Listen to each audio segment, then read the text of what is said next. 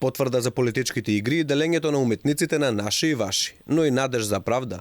Вака режисерот Јани Бојаджи ја коментира позитивната одлука на второстепената комисија за жалби, која и наложува на агенцијата на филм повторно да го разгледува проектот "Русите доаѓаат во Шугарленд", кој беше одбиен откако еден од рецензентите не му даде доволно бодови. Бојаджи смета дека конечно е дојдено време некој да се спротистави на сето она што се случува во телото кое треба да ја поддржува и финансира македонската филмска индустрија. И нашата идеја имено беше тоа да започнеме правна процедура, правна постапка против агенцијата за филм и против една номенклатура практично која го контролира во Македонија и да дојдеме до правда низ институциите на системот. Второстепената комисија за жалби утврдила дека агенцијата за филм не ги оценувала проектите според јасни и транспарентни критериуми и направила суштествени повреди на постапката, па целиот процес го враќа на почеток. Неопходна е потребата од транспарентност, отчетност и стручност на таа комисија која има пресудно значење при одлучувањето за проектите на кандидатите. Јани Бојаджи вели дека филмската индустрија во Македонија е заробена од поранешната црвена буржуазија,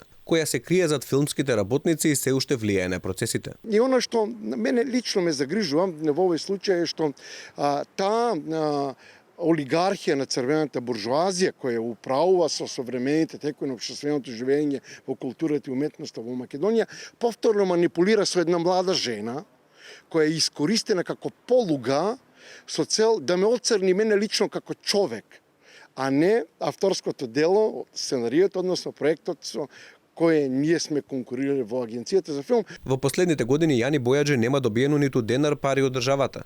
Вели дека тоа не го обесхрабрува, туку само го поттикнува да создава нови дела. Како последниот долгометражен филм "Кино љубов", серијата "Бистра вода", а во моментов работи и на нов телевизиски проект кој веќе е во фаза на снимање. Бојаджи им порача на оние кои исто така се обесправени од државата, да не се плашат, да се охрабрат и да се спротистават преку создавање на уметност, бидејќи тоа е единствениот начин.